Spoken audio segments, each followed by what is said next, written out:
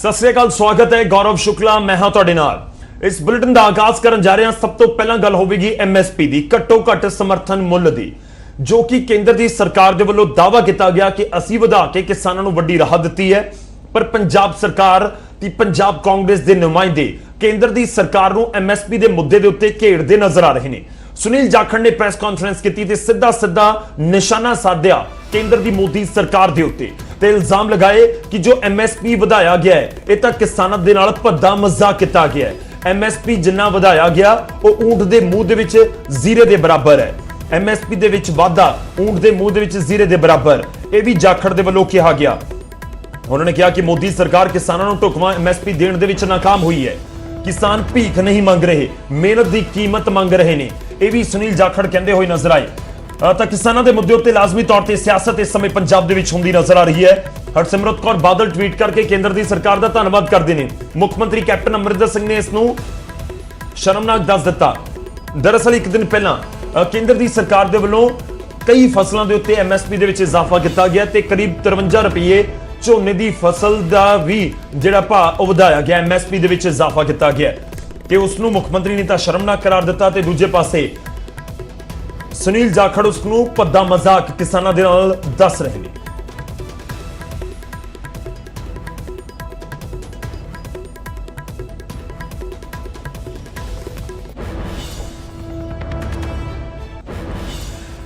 तो जिथे सियासतदान पंजाब कांग्रेस के नुमाइंदे सरकार केंद्र की सरकार के उत्ते निशाने साध रहे हैं, उत्थे ही पंजाब के किसानों को भी MSP दे विच किया गया वादा ज्यादा रास नहीं आ रहा। अमृतसर के ਚੱਬਾ पिंड दे विच किसानों ने केंद्र की सरकार के खिलाफ प्रदर्शन किया ते MSP दे विच होर इजाफे की मांग की। किसान मजदूर संघर्ष कमेटी वालों अज अमृतसर दे विच जो है मोदी सरकार का पुतला फूक के स्वामीनाथ कमीशन रिपोर्ट ना लागू करने का विरोध किया जा रहा। तुसीं देखो कि ये किसान जिहड़े ने वो सड़कों ते उतरे ने। हालांकि सरकार वालों ये गल कही गई है कि सोशल डिस्टेंसिंग का जिहड़ा ध्यान रखा जाए, धरने प्रदर्शन ना किए जाण। सब तो वड्डी गल है जिहड़ा केंद्र सरकार ने कल फसलों के भावां दे विच वाधा कीता वा, ਉਹ बहुत ਨਗੂਣਾ ਵਾ। 53 ਰੁਪਏ ਆ ਝੋਨੇ ਦਾ ਭਾਅ ਤੇ ਤੁਸੀਂ ਪਿਛਲੇ ਸਮੇਂ 'ਚ ਵੇਖੋ ਸਭ ਤੋਂ ਘੱਟ ਫਸਲਾਂ ਦੇ ਭਾਅ ਵਧਾਏ ਗਏ ਆ। ਅਸੀਂ ਉਸ ਵਾਅਦੇ ਨੂੰ ਰੱਦ ਕਰਦੇ ਆ। ਜਿਹੜੀਆਂ ਬਾਕੀ ਕਪਾਹ ਨੂੰ ਛੱਡ ਕੇ ਹੋਰਨਾਂ ਫਸਲਾਂ ਦੇ ਤੇਲ ਬੀਜ ਹੋਣ ਚਾਹੇ ਦਾਲ ਬੀਜ ਹੋਣ, ਜਿਹੜੇ ਉਹਨਾਂ ਦੇ ਭਾਅ ਵਧਾਏ ਗਏ, ਪੰਜਾਬ ਨੂੰ ਉਹਦਾ ਕੋਈ ਫਾਇਦਾ ਨਹੀਂਗਾ ਕਿਉਂਕਿ ਉਹਨਾਂ ਦੀ ਖਰੀਦ ਕੋਈ ਨਹੀਂ ਹੁੰਦੀ। ਇਸ ਕਰਕੇ ਅਸੀਂ ਮੰਗ ਕਰ ਰਹੇ ਵੀ ਡਾਕਟਰ ਸਵਾਮੀਨਾਥਨ ਕਮਿਸ਼ਨ ਦੀ ਰਿਪੋਰਟ ਦੇ ਮੁਤਾਬਕ ਫਸਲਾਂ ਦੇ ਭਾਅ ਸਾਨੂੰ ਲਾਹੇਮੰਦ ਦਿੱਤੇ ਜਾਏ। ਦੂਸਰਾ ਸਭ ਤੋਂ ਵੱਡੀ ਗੱਲ ਜਿਹੜਾ ਬਿਜਲੀ ਸੋਧ ਬਿੱਲ 2020 ਲਿਆਂਦਾ ਜਾ ਰਿਹਾ ਮੋਦੀ ਸਰਕਾਰ ਵੱਲੋਂ, ਜਿਹਦੇ ਤਹਿਤ ਪੂਰੇ ਦੇਸ਼ ਦੇ ਬਿਜਲੀ ਦੇ ਜਿਹੜੇ ਬੋਰਡ ਆ ਉਹ ਵਿਕ ਜਾਣੇ ਆ, ਉਹ ਜਿਹੜਾ ਬਿੱਲ ਵਾਪਸ ਲੈਣ ਦੀ ਮੰਗ ਕਰ ਰਹੇ ਆ। ਸਭ ਤੋਂ ਖਤਰਨਾਕ ਮੱਦਾਂ ਨੇ। कैप्टन अमरिंदर सिंह ने भी मोदी साहब का जो MSP ਵਧਾਈ गई है इसका उन्होंने विरोध किया। उन्होंने कहा कि रिव्यू किया जाना चाहिए। तो कैप्टन अमरिंदर सिंह के इस फैसले को तुसीं किद्दां देखदे हो? ਆ ਵੇਖੋ ਜੀ, ਕੈਪਟਨ ਸਾਹਿਬ ਤਾਂ ਸਿਆਸਤ ਕਰ ਰਹੇ ਆ। ਅਸੀਂ ਕਹਿ ਰਹੇ ਹਾਂ ਵੀ ਕੈਪਟਨ ਸਾਹਿਬ ਆਪ ਦੀ ਜਦੋਂ ਸਰਕਾਰ ਰਹੀ ਇਹਨਾਂ ਦੀ ਉਦੋਂ ਵੀ MSP ਤੇ ਇੰਨਾ ਕੋ ਬੜੋਤਰੀ ਨਹੀਂ ਰਿਹਾ। ਉਵੇਂ ਕਹਿ ਰਹੇ ਮੁੱਖ ਮੰਤਰੀ ਸਾਹਿਬ ਚੰਗੀ ਗੱਲ ਆ, ਪਰ ਸਭ ਤੋਂ ਵੱਡੀ ਇੱਕ ਬੰਨੇ ਤਾਂ ਉਹ MSP ਦਾ ਭਾਅ ਮੰਗ ਰਹੇ ਆ, ਦੂਸਰੇ ਪਾਸੇ ਜਿਹੜਾ ਬਿੱਲ 2020 ਸੋਧ ਬਿੱਲ ਆ ਉਹਦਾ ਅੰਦਰ ਖਾਤੇ ਉਹਨਾਂ ਸਮਰਥਨ ਕਰ ਦਿੱਤਾ ਤੇ ਕੇਂਦਰ ਦੇ ਨਾਲ ਖੜ ਕੇ ਤੇ ਕੇਂਦਰ ਨੂੰ ਇਹ ਵੀ ਕਹਿਤਾ ਵੀ ਅਗਲੇ ਸਾਲ ਅਸੀਂ ਕਿਸਾਨਾਂ ਨੂੰ ਬਿੱਲ ਲਾ ਦਾਂਗੇ ਤੇ ਇਹਨਾਂ ਦੇ ਪੈਸੇ ਸਿੱਧੇ ਖਾਤੇ 'ਚ ਪਾ ਦਾਂਗੇ। कैमरामैन हनीश कुमार के नाल राजीव शर्मा, न्यूज़ 18 अमृतसर। अमृतसर के किसान की कुछ कह रहे हैं वो तुहानूं सुणवाया। बठिंडा के किसानों का की कहना MSP दे विच किए गए वादे नूं लैके वो भी तुहानूं सुणवाउने। मोदी सरकार ने फसलों के भावां दे विच 14 दा विच ऐलान किया कि 14 फसलों के मुੱਲ ਦੇ ਵਿੱਚ वाधा किया। पहली गल तो साडे किसानां ने मजाक है कि 53 रुपये कमांटल मगर झोने की फसल के विच रेट किया वाधा, जानी कि जे 1 किलो लगे तो 53 पैसे बनते आ। नरमे की फसल, सूरजमुखी की फसल, कपाह की फसल, जौआं की फसल, दूजियां जिन्नियां फसलां जिहड़ियां ਉਹਦੇ ਵਿੱਚ ਵਾਧਾ ਕੀਤਾ, ਨਾ ਮਾਤਰ ਵਾਧਾ ਕੀਤਾ। ਪਹਿਲੀ ਸਾਡੀ ਬਦਕਿਸਮੀ ਇਹ ਹੈ ਕਿ ਜਦੋਂ ਵੀ ਕੋਈ ਵੀ ਚੀਜ਼ ਉਹ ਬਣਾਉਂਦਾ ਆਪ ਤੈਅ ਕਰਦਾ, ਉਹ ਤੇ ਮਾਰਗਾ ਲਾ ਕੇ ਤੈਅ ਕਰਦਾ ਕਿ ਜਿਹੜੀ ਮੇਰੀ 55 ਦੀ ਆ 60 ਦੀ ਆ। ਹਿੰਦੁਸਤਾਨ ਦਾ ਕਿਸਾਨ ਆ ਕਿ ਫਸਲ ਆਪ ਪੈਦਾ ਕਰਦਾ, ਮੰਡੀ 'ਚ ਲੈ ਜਾ ਕੇ ਛਿੜਦਾ, ਵਪਾਰੀ ਸਰਕਾਰ ਉਹਦੀ ਫਸਲ ਦਾ ਰੇਟ ਤੈਅ ਕਰਦੀ ਆ। ਸਭ ਤੋਂ ਵੱਡੀ ਸਾਡੀ ਬਦਕਿਸਮਤੀ ਇਹ ਹੈ ਕਿ ਹਜੇ ਤੱਕ 67 ਸਾਲਾਂ ਦੇ ਵਿੱਚ ਸਾਨੂੰ ਇਹੀ ਅਧਿਕਾਰ ਨਹੀਂ ਕਿ ਅਸੀਂ ਆਪਣੀ ਪੈਦਾ ਕਰੀ ਹੋਈ ਫਸਲ ਨੂੰ ਸੱਪਾਂ ਦੀਆਂ ਸਿਰੀਆਂ ਉਹਦੀ ਲਤੜ ਕੇ, ਹਾਲ ਸਿਆਲ ਦੇ ਵਿੱਚ ਦੀ ਲਤੜ ਕੇ ਉਹਦੀਆਂ ਫਸਲਾਂ ਦੇ ਭਾਅ ਨਹੀਂ ਤੈਅ ਕਰ ਸਕਦੇ। ਤੇ ਮੋਦੀ ਸਾਹਿਬ ਨੇ ਕਿੱਡਾ ਵੱਡਾ ਰੌਲਾ ਪਾਇਆ ਸੀ ਕਿ ਡਾਕਟਰ ਸਵਾਮੀਨਾਥਨ ਦੀਆਂ ਸਿਫਾਰਸ਼ਾਂ ਮੁਤਾਬਕ ਪਲੱਸ 50% ਮੁਨਾਫਾ ਦੇਊਗਾ, ਤੇ ਉਹ ਕਿੱਧਰ ਗਿਆ? ਅੱਜ ਤੁਹਾਡੇ ਸਾਹਮਣੇ ਆ। ਤਾਂ ਕਿਸਾਨ ਕੇਂਦਰ ਦੀ ਸਰਕਾਰ ਦੇ ਉੱਤੇ ਸਵਾਲ ਚੁੱਕ ਰਹੇ ਨੇ, ਪੰਜਾਬ ਸਰਕਾਰ ਦੇ ਨੁਮਾਇੰਦੇ ਕੇਂਦਰ ਦੀ ਸਰਕਾਰ ਦੇ ਉੱਤੇ ਸਵਾਲ ਚੁੱਕ ਰਹੇ ਨੇ, ਪਰ ਸਵਾਲ ਪੰਜਾਬ ਸਰਕਾਰ ਤੇ ਵੀ ਚੁੱਕੇ ਜਾ ਰਹੇ ਨੇ, ਬਲਕਿ ਉਹਨਾਂ ਦੇ ਆਪਣਿਆਂ ਵੱਲੋਂ ਹੀ। ਜੀ ਹਾਂ, ਪ੍ਰਤਾਪ ਸਿੰਘ ਬਾਜਵਾ ਨੇ ਇੱਕ ਵਾਰ ਮੁੜ ਤੋਂ ਕੈਪਟਨ ਸਰਕਾਰ ਦੇ ਖਿਲਾਫ ਮੋਰਚਾ ਖੋਲ੍ਹਿਆ ਤੇ ਮਾਝੇ ਦੇ ਕੁਝ ਵਿਧਾਇਕਾਂ ਦੇ ਨਾਲ ਮੁੱਦਾ ਹੈ ਗੰਨਾ ਕਿਸਾਨਾਂ ਦੇ ਬਕਾਏ ਦਾ। ਜੀ ਹਾਂ, ਪ੍ਰਤਾਪ ਸਿੰਘ ਬਾਜਵਾ ਨੇ ਚਿੱਠੀ ਲਿਖ ਕੇ ਮੁੱਖ ਮੰਤਰੀ ਕੈਪਟਨ ਅਮਰਿੰਦਰ ਸਿੰਘ ਨੂੰ ਗੰਨਾ ਕਿਸਾਨਾਂ ਦੇ ਬਕਾਏ ਨੂੰ ਜਲਦ ਤੋਂ ਜਲਦ ਫੌਰੀ ਤੌਰ ਤੇ ਜਾਰੀ ਕਰਨ ਦੀ ਮੰਗ ਕੀਤੀ ਹੈ ਤੇ ਬਾਜਵਾ ਨੂੰ 3 ਵਿਧਾਇਕਾਂ ਦਾ ਸਾਥ ਵੀ ਮਿਲਿਆ। ਫਤਿਹ ਜੰਗ ਸਿੰਘ ਬਾਜਵਾ, ਜੋਗਿੰਦਰਪਾਲ ਪੁਆਧਾ ਤੇ ਬਲਵਿੰਦਰ ਲਾਡੀ ਦਾ ਵੀ ਸਾਥ ਪ੍ਰਤਾਪ ਬਾਜਵਾ ਨੂੰ ਮਿਲਿਆ ਹੈ। ਪੰਜਾਬ ਸਰਕਾਰ ਤੇ ਸਵਾਲ ਚੁੱਕਦੇ ਨਜ਼ਰ ਆ ਰਹੇ ਨੇ। ਗੰਨਾ ਕਿਸਾਨਾਂ ਨੂੰ ਫੌਰਨ ਬਕਾਇਆ ਦੇਣ ਦੀ ਮੰਗ ਪ੍ਰਤਾਪ ਬਾਜਵਾ ਦੇ ਵੱਲੋਂ ਕੀਤੀ ਗਈ ਹੈ। योग chief minister Punjab captain Amarinder Singh ji, ਮੈਨੂੰ ਬਹੁਤ ਮਹੀਨਿਆਂ ਦੇ ਇੰਤਜ਼ਾਰ ਤੋਂ ਬਾਅਦ ਤੇ ਅਨੇਕਾਂ ਜਿਹੜੇ ਸਾਡੇ ਗੰਨਾ ਬੀਜਣ ਵਾਲੇ ਕਿਸਾਨ ਨੇ ਉਹਨਾਂ ਦੀ ਗੁਹਾਰ ਤੋਂ ਬਾਅਦ ਮਜਬੂਰੀ ਨਾਲ ਇੱਕ ਚਿੱਠੀ ਤੁਹਾਡੇ ਨਾਂ ਅੱਜ ਮੈਨੂੰ ਓਪਨ ਚਿੱਠੀ ਲਿਖਣੀ ਪੈ ਰਹੀ ਹੈ। ਸੋ ਜੇ ਟੋਟਲ ਗੰਨੇ ਦਾ ਲੈ ਲਈਏ 2 ਸਾਲਾਂ ਦਾ ਪੰਜਾਬ ਦੇ ਕਿਸਾਨਾਂ ਦਾ, ਇੱਕ ਅਜੇ ਤੱਕ ਜਿਹੜਾ ਸਰਕਾਰ ਨੇ ਤੇ ਪ੍ਰਾਈਵੇਟ ਮਿੱਲਾਂ ਨੇ ਦੇਣਾ ਉਹ ਹੈ ਟੋਟਲ 681.48 ਕਰੋੜ। ਮੇਰੀ ਗੁਜ਼ਾਰਿਸ਼ ਹੈ ਬਹੁਤ ਸਾਰੇ ਤੁਹਾਡੇ ਉੱਚ ਅਧਿਕਾਰੀ ਜਿਹੜੇ ਤੁਹਾਡੇ ਦਫ਼ਤਰ ਦੇ, ਉਹਨਾਂ ਨਾਲ ਪਿਛਲੇ ਕੁਝ ਹਫ਼ਤਿਆਂ ਤੋਂ ਲਗਾਤਾਰ ਮੈਂ ਤਾਲਮੇਲ ਵਿੱਚ ਸੀ ਕਿ ਇਹ ਤੁਸੀਂ ਪੈਸੇ ਇਹਨਾਂ ਦੇ ਦਵਾਈ ਜਾਣ, ਬਟ ਮੈਨੂੰ ਬੜੇ ਅਫਸੋਸ ਨਾਲ ਕਹਿਣਾ ਪੈ ਰਿਹਾ ਹੈ ਕਿ ਉਹਨਾਂ ਨੇ ਆਪਣੀ ਮਜਬੂਰੀ ਜ਼ਾਹਿਰ ਕੀਤੀ। तो मैं इस एक छोटे जे वीडियो के जरिए तुहाडे कोल मंग कर रहा कि पंजाब दा फार्मर जिहड़ा है कोई चैरिटी नहीं मंग रहा, अपना हक मंग रहा, कृपा करो तुसी इंटरवीन करो। ये जॉइंट लैटर जिहड़ी है कली मेरे वालों नहीं लिखी गई, इहदे विच कादियां दे MLA साहब फतेह जंग सिंह बाजवा भी सिग्नेटरी ने, इहदे विच साहब बलविंदर सिंह लाडी MLA श्री हरगोबिंदपुर उन्हां दे भी चिट्ठी ते दस्तखत ने।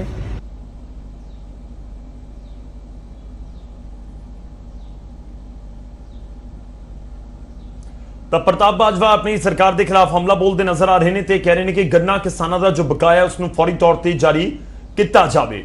ਹੁਣ ਅੱਗੇ ਵਧਦੇ ਹਾਂ ਗੱਲ ਪ੍ਰਧਾਨ ਮੰਤਰੀ ਦੀ। ਪ੍ਰਧਾਨ ਮੰਤਰੀ CII ਦੇ ਪ੍ਰੋਗਰਾਮ ਦੇ ਵਿੱਚ ਸੰਬੋਧਿਤ ਕਰ ਰਹੇ ਸਨ ਤੇ ਉਹਨਾਂ ਦੇ ਵੱਲੋਂ ਜ਼ਿਕਰ ਕੀਤਾ ਗਿਆ ਅਰਥ ਵਿਵਸਥਾ ਦਾ। ਕਰੋਨਾ ਦੇ ਇਸ ਕਾਲ ਦੇ ਵਿਚਾਲੇ ਪ੍ਰਧਾਨ ਮੰਤਰੀ ਮੋਦੀ ਨੇ ਇੱਕ ਵਾਰ ਫਿਰ ਤੋਂ ਕਿਹਾ ਕਿ ਅਸੀਂ ਕਰੋਨਾ ਨੂੰ ਵੀ ਹਰਾਉਣਾ ਹੈ ਤੇ ਦੂਜੇ ਪਾਸੇ ਆਪਣੀ ਅਰਥ ਵਿਵਸਥਾ ਨੂੰ ਵੀ ਬਚਾਉਣਾ ਹੈ। ਕੀ ਕੁਝ ਪ੍ਰਧਾਨ ਮੰਤਰੀ ਦੇ ਵੱਲੋਂ ਕਿਹਾ ਗਿਆ ਉਹ ਤੁਹਾਨੂੰ ਸੁਣਾਵਾਂਗੇ ਵੀ। ਅਹਿਮ ਪੁਆਇੰਟਸ ਤੁਹਾਨੂੰ ਦੱਸਦੇ ਹਾਂ ਪ੍ਰਧਾਨ ਮੰਤਰੀ ਦੀ ਸਪੀਚ ਦੇ ਵਿੱਚ ਕੀ ਕੁਝ ਸੀ। ਤੇ ਉਹਨਾਂ ਨੇ ਕਿਹਾ ਕਿ ਅਰਥ ਵਿਵਸਥਾ ਨੂੰ ਬਚਾਉਣਾ, ਮਜ਼ਬੂਤੀ ਦੇਣਾ ਸਾਡੀ ਤਰਜੀਹ ਹੈ। ਅਰਥ ਵਿਵਸਥਾ ਲੀਹਾਂ ਦੇ ਉੱਤੇ ਜ਼ਰੂਰ ਪਰਤੇਗੀ। ਪ੍ਰਧਾਨ ਮੰਤਰੀ ਨੇ ਇਹ ਵੀ ਦਾਅਵਾ ਕੀਤਾ ਕਿ ਅਸੀਂ ਆਪਣੀ ਵਿਕਾਸ ਦਰ ਮੁੜ ਤੋਂ ਹਾਸਲ ਕਰਾਂਗੇ। ਭਾਰਤ ਦੀ ਸਮਰੱਥਾ ਦੇ ਉੱਤੇ ਸਾਨੂੰ ਪੂਰਾ ਭਰੋਸਾ ਹੈ। ਅਸੀਂ ਅਨਲੌਕ 1 ਦੇ ਵਿੱਚ ਐਂਟਰ ਕਰ ਚੁੱਕੇ ਹਾਂ। ਅਨਲੌਕ 1 ਦੇ ਵਿੱਚ ਕਾਫੀ ਕੁਝ ਖੁੱਲ ਚੁੱਕਿਆ ਹੈ। 8 ਜੂਨ ਤੱਕ ਬਹੁਤ ਕੁਝ ਖੁੱਲ ਜਾਏਗਾ। ਸਿਸਟਮ 'ਚ ਸਰਕਾਰ ਦਾ ਦਖਲ ਘੱਟ ਕੀਤਾ ਗਿਆ ਹੈ ਤੇ ਕਿਸਾਨ ਆਪਣੀਆਂ ਸ਼ਰਤਾਂ ਤੇ ਫਸਲ ਵੇਚ ਸਕਦੇ ਨੇ। 8 ਕਰੋੜ ਤੋਂ ਜ਼ਿਆਦਾ ਮੁਫਤ ਗੈਸ ਸਿਲੰਡਰ ਦਿੱਤੇ ਗਏ। ਦੇਸ਼ ਵਿਕਾਸ ਦੀ ਨਵੀਂ ਉਡਾਨ ਦੇ ਲਈ ਤਿਆਰ ਹੈ। ਕਾਮਿਆਂ ਦੇ ਲਈ ਲੇਬਰ ਰਿਫਾਰਮ ਹੋ ਰਹੇ ਨੇ ਤੇ ਕੋਲ ਸੈਕਟਰ ਨੂੰ ਵੀ ਸਰਕਾਰ ਨੇ ਮਜ਼ਬੂਤੀ ਦਿੱਤੀ ਹੈ। सबका साथ सबका विकास सबका विश्वास ਦਾ ਮੰਤਰ ਲੈ ਕੇ ਸਰਕਾਰ ਚੱਲ ਰਹੀ ਹੈ ਤੇ ਅੱਜ ਦੁਨੀਆ ਨੇ ਭਾਰਤ ਤੇ ਵਿਸ਼ਵਾਸ ਕੀਤਾ ਹੈ। ਭਾਰਤ ਦੇ ਉੱਤੇ ਵਿਸ਼ਵਾਸ ਦੁਨੀਆ ਦਾ ਵਧਿਆ ਹੈ। ਇਹ ਵੀ ਪ੍ਰਧਾਨ ਮੰਤਰੀ ਦਾਅਵਾ ਕਰਦੇ ਹੋਏ ਨਜ਼ਰ ਆਏ।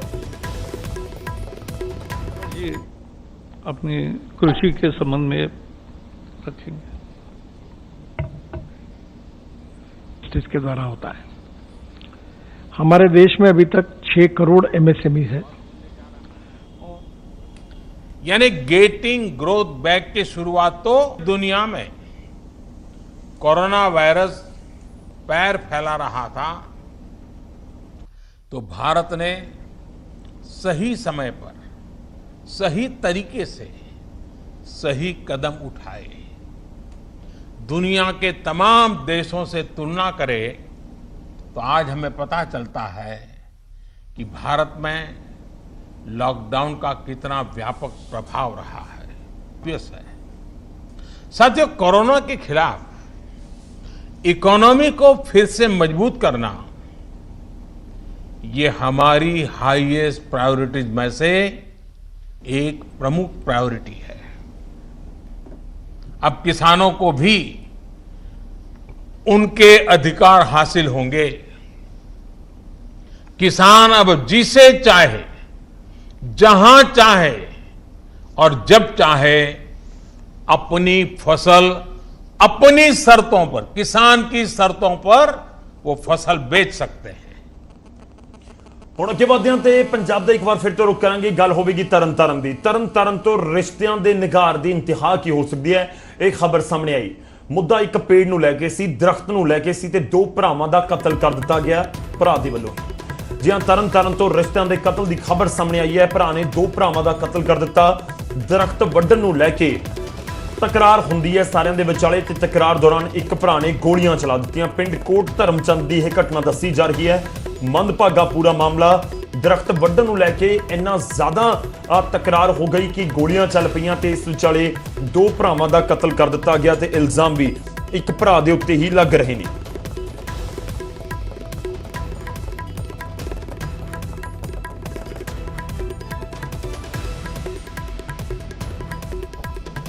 ਹੁਣ ਅੱਗੇ ਵਧਦੇ ਹਾਂ, ਦਿੱਲੀ ਲੈ ਕੇ ਚੱਲਦੇ ਹਾਂ ਤੁਹਾਨੂੰ। ਇਸ ਸਮੇਂ ਦਿੱਲੀ ਦੇ ਮੁੱਖ ਮੰਤਰੀ ਅਰਵਿੰਦ ਕੇਜਰੀਵਾਲ ਦੇ ਵੱਲੋਂ ਮੀਡੀਆ ਦੇ ਮੁਖਾਤਿਬ ਹੋ ਰਹੇ ਨੇ। ਕੀ ਕੁਝ ਕਹਿ ਰਹੇ ਨੇ ਕੇਜਰੀਵਾਲ, ਸਿੱਧਾ ਰੁਕ ਕਰਾਂਗੇ ਦਿੱਲੀ ਦਾ। बात करेगी, आपके परिवार वालों से बात करेगी, और अगर आप घर में सीरियस हो जाते हैं तो फिर आपके लिए बेड का इंतजाम कर देंगे। तो सब लोग, मुझे लगता है कि ये जो इन्फॉर्मेशन गैप था, जो बहुत बड़ा गैप था, वो अब ख़त्म हो जाएगा। आपको क्लिक ऑफ द बटन पे पता चल जाएगा कि किस अस्पताल के अंदर कितने बेड हैं, और आपको अब बेड की चिंता करने की ज़रूरत नहीं है। शुक्रिया।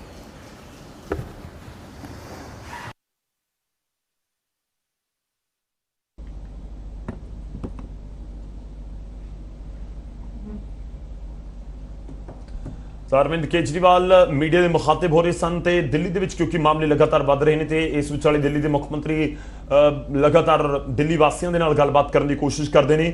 ਬਾਰਡਰ ਸੀਲ ਕੀਤੇ ਗਏ ਨੇ। ਸ਼ੁੱਕਰਵਾਰ 5 ਵਜੇ ਤੱਕ ਦਿੱਲੀ ਵਾਸੀਆਂ ਤੋਂ ਕੇਜਰੀਵਾਲ ਸਰਕਾਰ ਨੇ ਸੁਝਾਅ ਵੀ ਮੰਗੇ ਨੇ ਕਿ ਆਖਿਰ ਕੀ ਕੁਝ ਅੱਗੇ ਦੀ ਰੂਪਰੇਖਾ ਰਹਿਣੀ ਚਾਹੀਦੀ ਹੈ ਕਿ ਬਾਰਡਰ ਖੋਲ ਦਿੱਤੇ ਜਾਣ ਜਾਂ ਫਿਰ ਨਾ, ਤੇ ਇਸ ਨੂੰ ਲੈ ਕੇ ਵੀ ਲਗਾਤਾਰ ਦਿੱਲੀ ਸਰਕਾਰ ਦੇ ਵਿੱਚ ਮੰਥਨ ਜਾਰੀ ਹੈ।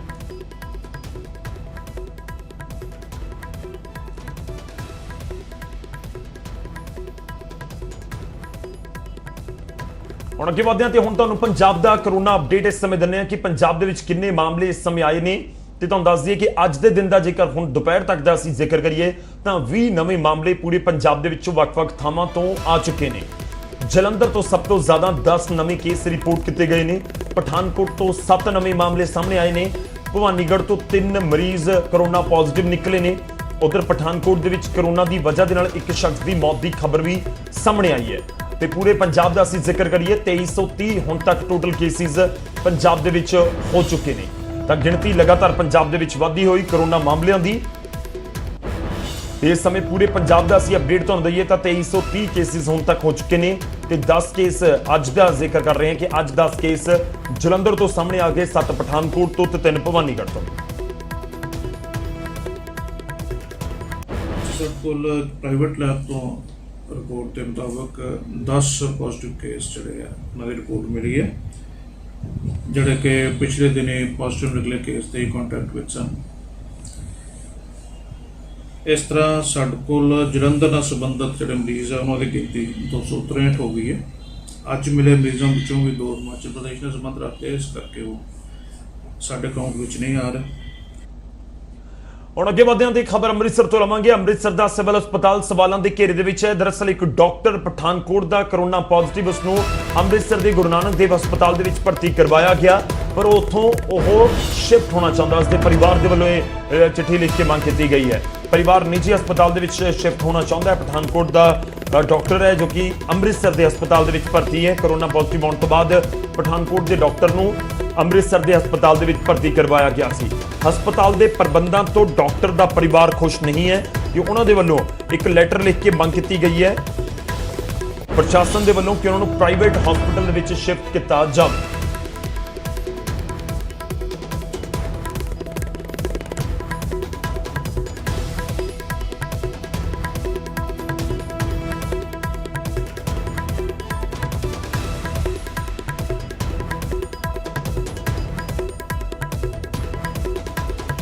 ਅੰਮ੍ਰਿਤਸਰ ਤੋਂ ਇਸ ਸਮੇਂ ਖਬਰ ਹੈ। ਅੰਮ੍ਰਿਤਸਰ ਦੇ ਵਿੱਚ ਸਿਵਲ ਹਸਪਤਾਲ ਦੇ ਉੱਤੇ ਇੱਕ ਡਾਕਟਰ ਦੇ ਵੱਲੋਂ ਹੀ ਸਵਾਲ ਚੁੱਕੇ ਗਏ ਨੇ ਤੇ ਡਾਕਟਰ ਦੇ ਵੱਲੋਂ ਇਲਜ਼ਾਮ ਲਗਾਏ ਗਏ ਨੇ। ਉਹਨਾਂ ਦਾ ਪਰਿਵਾਰ ਇਲਜ਼ਾਮ ਲਗਾ ਰਿਹਾ। ਦਰਅਸਲ ਪਠਾਨਕੋਟ ਦਾ ਇਹ ਡਾਕਟਰ ਹੈ ਜੋ ਕਿ ਕਰੋਨਾ ਦਾ ਪੇਸ਼ੈਂਟ ਹੈ ਤੇ ਉਸ ਤੋਂ ਬਾਅਦ ਉਹਨਾਂ ਨੂੰ ਅੰਮ੍ਰਿਤਸਰ ਸ਼ਿਫਟ ਕੀਤਾ ਗਿਆ। ਅੰਮ੍ਰਿਤਸਰ ਦੇ ਆਈਸੋਲੇਸ਼ਨ ਵਾਰਡ ਜੋ ਕਿ ਗੁਰੂ ਨਾਨਕ ਦੇਵ ਹਸਪਤਾਲ ਦੇ ਵਿੱਚ ਹੈ ਉੱਥੇ ਭਰਤੀ ਕਰਵਾਇਆ ਗਿਆ। ਪਰ ਜੋ ਜਾਣਕਾਰੀ ਇਸ ਸਮੇਂ ਹੈ ਕਿ ਉਹਨਾਂ ਦਾ ਪਰਿਵਾਰ ਹਸਪਤਾਲ ਦੇ ਵਿੱਚ ਜਿਹੜੇ ਪ੍ਰਬੰਧ ਨੇ ਉਹਨਾਂ ਤੋਂ ਖੁਸ਼ ਨਹੀਂ ਹੈ। ਇਸ ਕਰਕੇ ਉਹ ਚਾਹ ਰਹੇ ਨੇ ਕਿ ਪ੍ਰਾਈਵੇਟ ਹਸਪਤਾਲ ਦੇ ਵਿੱਚ ਉਹਨਾਂ ਨੂੰ ਸ਼ਿਫਟ ਕਰ ਦਿੱਤਾ ਜਾਵੇ ਤੇ ਜਿਹੜੇ ਡਾਕਟਰ ਨੇ। ਪਰ ਅਜੇ ਤੱਕ ਇਹ ਵੀ ਦੁਚਿੱਤੀ ਬਣੀ ਹੋਈ ਹੈ ਕਿਉਂਕਿ ਜਾਣਕਾਰੀ ਸਾਡੇ ਕੋਲ ਇਹ ਵੀ ਸੀ ਕਿ ਜਿਹੜਾ ਮੈਡੀਕਲ ਕਾਲਜ ਹੈ ਉਸ ਦੇ ਅਧੀਨ ਇਹ ਪੂਰਾ ਆਈਸੋਲੇਸ਼ਨ ਵਾਰਡ ਆਉਂਦਾ ਹੈ ਜੋ ਹਸਪਤਾਲ ਦੇ ਵਿੱਚ ਹੈ ਤੇ ਦੂਜੇ ਪਾਸੇ ਜਿਹੜੀ ਚਿੱਠੀ ਹੈ ਉਹ ਸਿਵਲ ਸਰਜਨ ਨੂੰ ਲਿਖੀ ਗਈ ਹੈ। ਤਾਂ ਇਸ ਨੂੰ ਲੈ ਕੇ ਵੀ ਥੋੜੀ ਕਨਫਿਊਜ਼ਨ ਹੈਗੀ ਹੈ ਤੇ ਸ਼ਾਇਦ ਇਸ ਕਰਕੇ ਅਜੇ ਤੱਕ ਸ਼ਿਫਟ ਹੋਣ ਨੂੰ ਜਿਹੜਾ ਫੈਸਲਾ ਵੀ ਨਹੀਂ ਲਿਆ ਗਿਆ ਸ਼ਿਫਟ ਕਰਨ ਨੂੰ ਲੈ ਕੇ।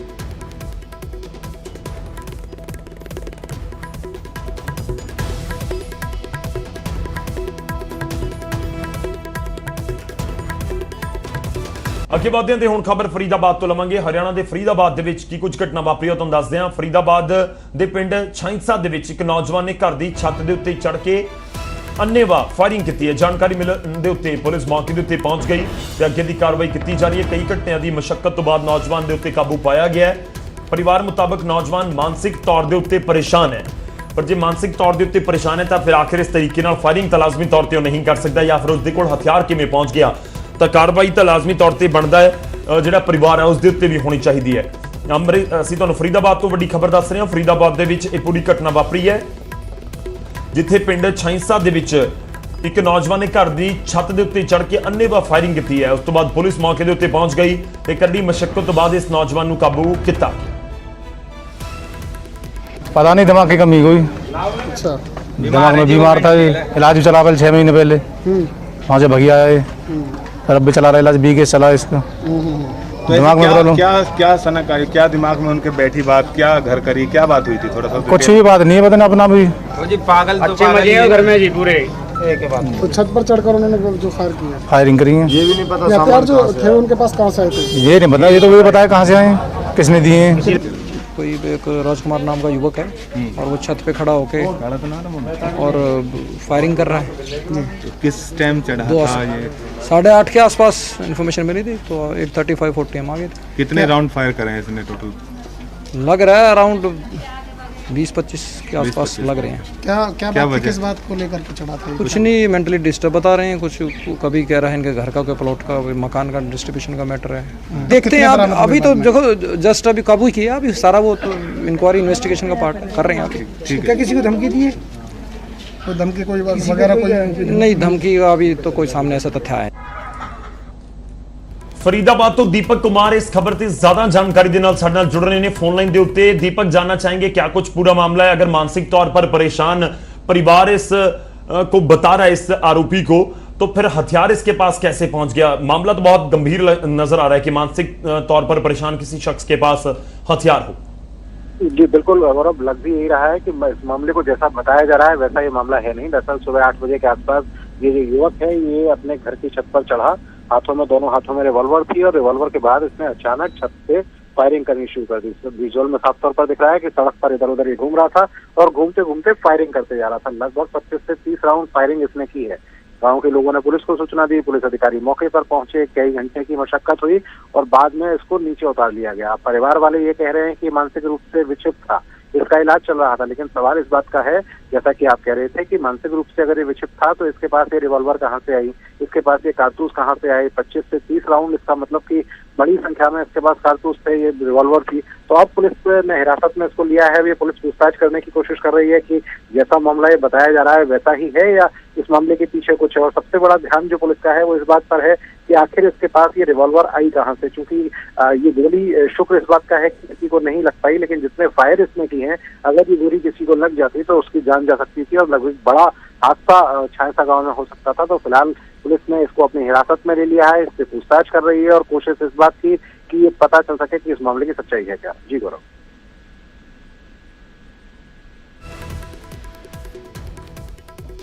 जी दीपक, धन्यवाद साडे नाल जुड़न दे लई। इस पूरी गलबात दे लई पुलिस लाजमी तौर पर इस पूरे मामले दे विच इन्वेस्टिगेशन कर रही है कि आखिर पूरा मामला है कि वाकई सिर्फ मानसिक तौर पर नौजवान परेशान है इस करके फायरिंग करनी शुरू कर दी। ਤੇ ਹੋਰ ਜੋ ਤਸਵੀਰਾਂ ਦੇ ਵਿੱਚ ਨਜ਼ਰ ਆਇਆ ਧਿਆਨ ਦੇਣ ਵਾਲੀ ਇਹ ਵੀ ਸੀ ਕਿ ਉਹ ਹਵਾ ਦੇ ਵਿੱਚ ਉੱਪਰ ਕਰਕੇ ਫਾਇਰ ਨਹੀਂ ਕਰ ਰਿਹਾ ਸੀ, ਉਸ ਦੇ ਵੱਲੋਂ ਸਿੱਧਾ ਫਾਇਰ ਕੀਤਾ ਗਿਆ। ਕਿਸੇ ਦੀ ਗੋਲੀ ਲੱਗਦੀ, ਕਿਸੇ ਦੀ ਜਾਨ ਤੇ ਬਣਾਉਂਦੀ ਤਾਂ ਜ਼ਿੰਮੇਵਾਰ ਕੌਣ ਸੀ? ਖੈਰ ਪੁਲਿਸ ਤਫਤੀਸ਼ ਪੂਰੇ ਮਾਮਲੇ 'ਚ ਕਰ ਰਹੀ ਹੈ। ਇੱਕ ਛੋਟੇ ਜਿਹੇ ਬ੍ਰੇਕ ਲਈ ਰੁਕ ਰਹੇ ਹਾਂ, ਬ੍ਰੇਕ ਤੋਂ ਬਾਅਦ ਫੌਰਨ ਹਾਜ਼ਰ ਹੋਵਾਂਗੇ।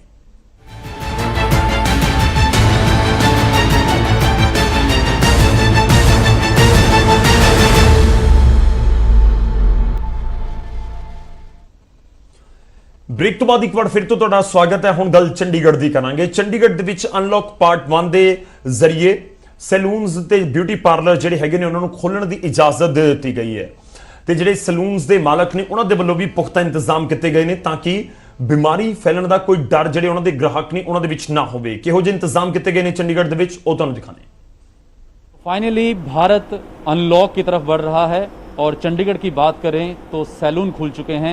जी हाँ, चंडीगढ़ भी अनलॉक हुआ जैसे कि हमने कल भी बताया था और सैलून जो खुले हैं उनके लिए प्रॉपर एक चंडीगढ़ हेल्थ डिपार्टमेंट ने गाइडलाइंस जारी की हैं और किस तरह से अब ज़िंदगी में बदलाव आएगा। आप पहले नॉर्मल बार्बर शॉप्स या सैलून में जाते थे लेकिन अब वो दौर नहीं रहा। मास्क, सैनिटाइज़र, थर्मल स्कैनर ये सब प्रक्रिया से आपको गुजरना होगा। हम चंडीगढ़ में एक सैलून में खड़े हैं और तैयारियां यहाँ पर देखेंगे कि अब जो शुरुआत होगी वो किस तरह से होगी।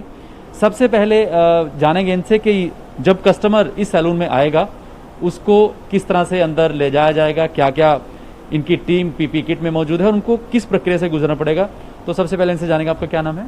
सर सोनू। सोनू जी, सबसे पहले जो थर्मल स्कैनर है आप कस्टमर को अटेंड करेंगे तो ये एक ज़रूरी चीज़ हो गई है। जी सर, बिल्कुल बिल्कुल सर। तो ये बहुत ज़रूरी है सर। जैसे अगर टेम्परेचर चेक करना होगा सर, अगर ये टेम्परेचर ज़्यादा है तो हम 15-20 मिनट क्लाइंट को वेट कराएंगे, अगर टेम्परेचर होगा तो हम अटेंड नहीं करेंगे। एक सेकंड आपका भी टेम्परेचर चेक कर लें सर हम। सर आपका ठीक है, डन। ठीक है, तो हमारा भी ऐसे ही टेम्परेचर हुआ और सैनिटाइज यहाँ पर रखा हुआ है। सबसे पहले कस्टमर को ऐसे ही हैंड सैनिटाइज करना होगा। तो ये आपने देखा कि जो सैनिटाइज़र है और इसके अलावा जो स्क्रीनिंग की गई और शू कवर भी हमने डाले हुए हैं क्योंकि पूरी यहाँ पर प्रिकॉशन जो लेने हैं ये बहुत ज़रूरी है। और सैनिटाइज भी इनकी टीम जो है यहाँ पर सैनिटाइज़र का जो है पहले पूरा इसको स्पेस को सैनिटाइज किया गया है। और आगे चलते हैं इसके बाद जैसे आप कस्टमर अगर कोई अभी आए हुए हैं तो आप ये देखिए कि पूरी तरह से पीपीई किट जो है वो यहाँ पर डालकर, फेस शील्ड जो है वो यहाँ पर डाली हुई है, ग्लव्स हैं और अभी क्योंकि माहौल बदला है, एक तरीका बदला है तो ये आप प्रोसेस है, आपकी पूरी टीम रोज पीपी किट में रहेगी। यस सर, ये रोज की पीपी किट में रहेगी। ये डिस्पोजेबल टावल है, डिस्पोजेबल कटिंग शीट है, तो सब कुछ हमारे यहाँ पे डिस्पोजेबल यूज होएगा। सैलून खुले हैं चंडीगढ़ में और ये जो स्टाफ है अब इसी तरह से पीपी किट में फेस शील्ड के साथ नजर आएगा। डिस्पोजेबल टावल की बात हो, डिस्पोजेबल जो दूसरा कटिंग शीट की बात हो और फेस मास्क कस्टमर को लगा के रखना पड़ेगा और ये एक ज़रूरी ज़िंदगी का हिस्सा बन चुका है। टाइमिंग्स जो है अब तो बढ़ा दी गई हैं लेकिन फिर भी एक दिन में कितने कस्टमर आप सोच रहे हो कि आपको अटेंड करने होंगे? सर हम एक दिन में 20 से 25 तक हम कस्टमर सोच रहे हैं क्योंकि इससे ज़्यादा हम करेंगे नहीं सर, क्योंकि हमारे क्लाइंट की सेफ्टी के लिए और अपनी सेफ्टी के लिए भी। और क्योंकि डेली सैनिटाइज आपको स्पेस करना होगा। हाँ जी सर, डेली स्पेस सैनिटाइज करना पड़ेगा। Even sanitise system after every clients होगा, इसमें डेली वाइज कोई सिस्टम नहीं होगा। इवन सपोज अगर हम एक क्लाइंट अटेंड कर रहे हैं, इनका सर्विस कंप्लीट होने के बाद हम सारा सिस्टम इवन प्लेस सारा सैनिटाइज करके तभी दूसरा क्लाइंट्स ले सकते हैं। वीडियो जर्नलिस्ट सुखजिंदर सिंह के साथ उमेश शर्मा, न्यूज़ 18 चंडीगढ़।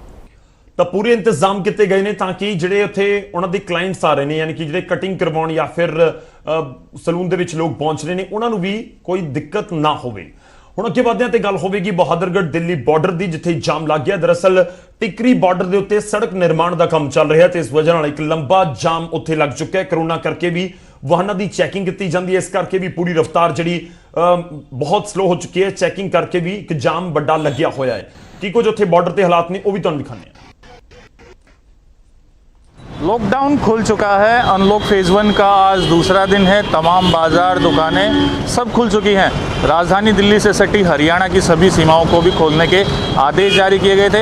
हालांकि दिल्ली के मुख्यमंत्री अरविंद केजरीवाल ने अपनी सभी सीमाएं 7 दिन तक सील करने के आदेश दिए हैं, लेकिन बहादुरगढ़ के टीकरी बॉर्डर में ऐसा कुछ नहीं है। यहाँ पर वाहनों का आवागमन सुगम है, लगातार वाहनों की आवाजाही हो रही है। यहाँ पर किसी प्रकार की रोक टोक नहीं है। आप देख सकते हैं मेरे पीछे ये हरियाणा की सीमा से दिल्ली की सीमा में प्रवेश करने वाले लोगों का जाम है। काफ़ी संख्या में लोग यहाँ से राजधानी दिल्ली में प्रवेश कर रहे हैं। यहाँ ई पास जैसी कोई पाबंदी यहाँ पर फिलहाल नहीं दिख रही है, जो पहले लॉकडाउन के दौरान थी कि ई पास दिखाने के बाद ही लोगों को अंदर जाने की अनुमति दी जा रही थी। यहाँ किसी भी तरह का कोई भी पास चेक करके नहीं किया जा रहा है और लोगों को कोई किसी प्रकार की रोक टोक नहीं है। कोई भी व्यक्ति कभी भी राजधानी दिल्ली की सीमा में प्रवेश कर सकता है। यहाँ पुलिस कर्मचारियों की ड्यूटी भी लगाई गई है, लेकिन कोई भी पुलिस कर्मचारी किसी भी व्यक्ति को रोकने का काम नहीं कर रहा है। झज्जर जिले के कोरोना आंकड़ों की बात की जाए तो अब तक जो है काफ़ी सारे लोगों की जांच की गई थी, जिनमें से आधिकारिक रूप से 101 कोरोना पॉजिटिव आंकड़े सामने आए थे, जिनमें से ज़्यादातर लोग ठीक होकर वापस आ चुके हैं। अब अगर बात की जाए बहादुरगढ़ की, तो अकेले बहादुरगढ़ में ही 9 कोरोना एक्टिव पेशेंट हैं। बाकी पूरा झज्जर जिला कोरोना मुक्त है, सिर्फ बहादुरगढ़ में ही ये पेशेंट है। बात की जाए सख्ती की, तो लॉकडाउन के दौरान लगातार पुलिस ने सख्ती की। अब थोड़ी सी सख्ती पुलिस की कम हुई है। हालांकि कोरोना को हराने के लिए अब भी लगातार लोगों को लॉकडाउन के नियमों का पालन करना होगा, क्योंकि ये बीमारी संक्रमण जो है वो लोगों के संपर्क में आने से फैलना है। इसलिए जिला प्रशासन, स्वास्थ्य विभाग लगातार लोगों से आह्वान कर रहा है, अपील कर रहा है कि वे अपने घरों में रहें। जब तक ज़्यादा ज़रूरी काम ना हो, घरों से बाहर ना निकलें। फेस मास्क लगाएं, हैंड सैनिटाइज़र का प्रयोग करें और लोगों से उचित दूरी बनाकर ही अपना काम करें। प्रदीप धनखड़, न्यूज़ 18 बहादुरगढ़। ਅੱਗੇ ਵਧਦੇ ਤੇ ਹੁਣ ਖਬਰ ਲਵਾਂਗੇ ਗੁਰਦਾਸਪੁਰ ਤੋਂ। ਗੁਰਦਾਸਪੁਰ ਦੇ ਵਿੱਚ ਇੱਕ ਮੰਦਭਾਗੇ ਹਾਦਸੇ ਦੇ ਵਿੱਚ 4 ਨੌਜਵਾਨਾਂ ਦੀ ਮੌਤ ਹੋ ਗਈ। ਤੁਹਾਨੂੰ ਦੱਸ ਦਈਏ ਕਿ ਮੋਟਰਸਾਈਕਲ ਨੂੰ ਬਚਾਉਣ ਦੀ ਵਜ੍ਹਾ ਨਾਲ ਕਾਰ ਸੰਤੁਲਨ ਉਸ ਦਾ ਵਿਗੜ ਗਿਆ ਤੇ ਹਾਦਸੇ ਦਾ ਸ਼ਿਕਾਰ ਇਹ 4 ਨੌਜਵਾਨ ਹੋ ਗਏ।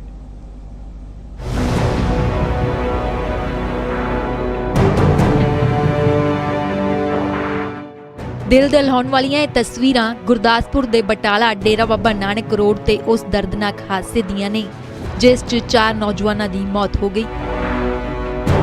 ਇਹ ਹਾਦਸਾ ਇੰਨਾ ਭਿਆਨਕ ਸੀ ਕਿ ਕਾਰ ਦੇ ਪਰਖੱਚੇ ਤੱਕ ਉੱਡ ਗਏ। 2 ਨੌਜਵਾਨਾਂ ਦੀ ਮੌਕੇ ਤੇ ਹੀ ਮੌਤ ਹੋ ਗਈ, ਜਦੋਂ ਕਿ 2 ਨੌਜਵਾਨਾਂ ਨੇ ਇਲਾਜ ਦੌਰਾਨ ਦਮ ਤੋੜ ਦਿੱਤਾ। ਚਾਰੇ ਮ੍ਰਿਤਕ ਨੌਜਵਾਨਾਂ ਦੀ ਉਮਰ 18 ਤੋਂ 20 ਸਾਲ ਦੇ ਵਿਚਕਾਰ ਦੱਸੀ ਜਾ ਰਹੀ ਹੈ, ਜਿਨ੍ਹਾਂ 'ਚੋਂ ਇੱਕ ਦੀ ਭੈਣ ਦਾ ਵਿਆਹ ਸੀ ਤੇ ਚਾਰੇ ਦੋਸਤ ਭੈਣ ਦੇ ਵਿਆਹ ਦੀ ਸ਼ਾਪਿੰਗ ਕਰਕੇ ਹੀ ਪਰਤ ਰਹੇ ਸਨ। ਐਕਸੀਡੈਂਟ ਹੋਇਆ ਜੀ, 4 ਨੌਜਵਾਨ ਬੱਚੇ ਸੀ, ਜਿਨ੍ਹਾਂ ਦੀ ਕਰੀਬ 18 ਤੋਂ 19 ਸਾਲ ਉਮਰ 4 ਦੀ। ਉਹਨਾਂ ਵਿੱਚੋਂ 2 ਦੀ ਤਾਂ ਮੌਕੇ 'ਤੇ ਡੈੱਡ ਬੋਡੀ ਸਾਨੂੰ ਮਿਲ ਗਈ, ਜਿਨ੍ਹਾਂ ਦੀ ਮੌਕੇ 'ਤੇ ਮੌਤ ਹੋ ਗਈ। ਵਕਤ ਬਗਾ ਵਾ ਕਿ ਜਾਂ ਉਹ ਮੋਟਰਸਾਈਕਲ ਦਾ ਕਸੂਰ ਆ ਕਿ ਜਾਂ ਇਹਨਾਂ ਦਾ ਕਸੂਰ ਆ, ਜੋ ਇਹਨਾਂ ਦੇ ਮਾਪੇ ਆਖਣਗੇ ਉਹਦੇ ਮੁਤਾਬਕ ਚੱਲਾਂਗੇ। ਜਾਣਕਾਰੀ ਮੁਤਾਬਕ ਇਹ ਹਾਦਸਾ ਪਿੰਡ ਢਿਲਵਾਂ ਕੋਲ ਵਾਪਰਿਆ, ਜਦੋਂ ਇੱਕ ਮੋਟਰਸਾਈਕਲ ਨੂੰ ਬਚਾਉਂਦੇ ਹੋਏ ਇਹਨਾਂ ਦੀ ਕਾਰ ਦਰਖਤ ਦੇ ਨਾਲ ਟਕਰਾ ਕੇ ਪੱਠੇ 'ਚ ਜਾ ਵੱਜੀ, ਜਿਸ ਕਾਰਨ ਦਿਲਰਾਜ ਤੇ ਜਸ਼ਨ ਦੀ ਮੌਕੇ ਤੇ ਹੀ ਮੌਤ ਹੋ ਗਈ, ਜਦੋਂ ਕਿ ਲਵਲੀ ਤੇ ਅਰਸ਼ਦੀਪ ਨੇ ਹਸਪਤਾਲ 'ਚ ਦਮ ਤੋੜ ਦਿੱਤਾ। ਗੁਰਦਾਸਪੁਰ ਤੋਂ ਬਿਸ਼ੰਬਰ ਬਿੱਟੂ, ਨਿਊਜ਼ 18। ਅੱਗੇ ਵਧਦੇ ਹਾਂ। ਇਸ ਸਮੇਂ ਸੋਨੀਪਤ ਤੋਂ ਇੱਕ ਵੱਡੀ ਖਬਰ ਉਸ ਦਾ ਰੁਖ ਕਰਾਂਗੇ। ਸੋਨੀਪਤ ਦਿੱਲੀ ਬਾਰਡਰ ਦੇ ਉੱਤੇ ਲੰਬਾ ਜਾਮ ਲੱਗ ਚੁੱਕਾ ਹੈ। ਜੀ ਹਾਂ, ਦਿੱਲੀ ਦੇ ਬਾਰਡਰ ਦੇ ਉੱਤੇ ਸਖਤ ਪਹਿਰਾ ਤੇ ਇਸ ਵਜ੍ਹਾ ਨਾਲ ਜਿਹੜੇ ਲੋਕ ਦਿੱਲੀ ਦੇ ਵੱਲ ਜਾ ਰਹੇ ਨੇ ਜਾਂ ਐਂਟਰ ਕਰਨਾ ਚਾਹੁੰਦੇ ਨੇ, ਇਸ ਕਰਕੇ ਉੱਥੇ ਇੱਕ ਲੰਬਾ ਜਾਮ ਲੱਗ ਚੁੱਕਾ ਹੈ। ਬਾਰਡਰ ਤੇ ਦਿੱਲੀ ਪੁਲਿਸ ਦਾ ਸਖਤ ਪਹਿਰਾ, ਬਿਨਾਂ ਪਾਸ ਦੇ ਐਂਟਰੀ ਨਹੀਂ ਹੋ ਰਹੀ, ਕਿਉਂਕਿ ਇੱਕ ਹਫ਼ਤੇ ਦੇ ਲਈ ਜਿਹੜੀ ਐਂਟਰੀ ਨੂੰ ਬੈਨ ਕੀਤਾ ਗਿਆ ਸੀ। ਦਿੱਲੀ ਸਰਕਾਰ ਦੇ ਵੱਲੋਂ ਸਖਤ ਪਹਿਰਾ ਹੁਣ ਵੀ ਹੈ। ਬਾਰਡਰ ਦੇ ਉੱਤੇ ਲੰਬੀਆਂ ਕਤਾਰਾਂ ਹੋਣ ਲੱਗੀਆਂ ਹੋਈਆਂ ਨੇ। ਹਾਈਵੇ ਤੇ ਕਈ ਕਿਲੋਮੀਟਰ ਲੰਬਾ ਜਾਮ ਲੱਗ ਚੁੱਕਾ ਹੈ। ਸੋਨੀਪਤ ਹਰਿਆਣਾ ਦਾ ਹਿੱਸਾ, ਜੋ ਕਿ ਦਿੱਲੀ ਬਾਰਡਰ ਦੇ ਬਿਲਕੁਲ ਨਾਲ ਲੱਗਦਾ ਹੈ, ਤੇ ਇਸ ਵਿਚਾਲੇ ਚੈਕਿੰਗ ਲਗਾਤਾਰ ਹੈ, ਐਂਟਰੀ ਨਹੀਂ ਦਿੱਤੀ ਜਾ ਰਹੀ ਦਿੱਲੀ ਦੇ ਵਿੱਚ। ਇਹ ਪੰਜਾਬ ਦੇ ਲੋਕਾਂ ਦੇ ਲਈ ਵੀ ਬਹੁਤ ਅਹਿਮ ਜਾਣਕਾਰੀ ਇਸ ਸਮੇਂ ਕਿ ਜੇਕਰ ਤੁਸੀਂ ਪੰਜਾਬ ਤੋਂ ਦਿੱਲੀ ਜਾ ਰਹੇ ਹੋ ਤਾਂ ਇਸ ਚੀਜ਼ ਦਾ ਧਿਆਨ ਰੱਖੋ ਕਿ ਉੱਥੇ ਐਂਟਰੀ, ਜੇਕਰ ਤੁਹਾਡੇ ਕੋਲ ਪਾਸ ਵੀ ਹੈ ਤਾਂ ਲੰਬੇ ਜਾਮ 'ਚ ਤੁਹਾਨੂੰ ਫਸਣਾ ਪੈ ਸਕਦਾ ਹੈ।